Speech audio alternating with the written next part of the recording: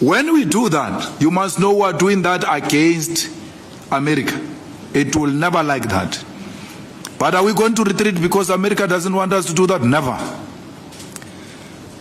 Even if America decides that I should no longer enter America, it's okay, I will enter Zimbabwe. I'll enter Botswana, I'll enter Nigeria, I'll enter Africa, my home. Why should I be concerned about people who are going to feed me beggars and make me fat when I can go to Nigeria and eat jollof? Nice, nom, nice food. So why must I fight for beggars instead of jollof? When we're in Nigeria, you must, DSG was there. We're given a nice jollof rice and what is that goat soup?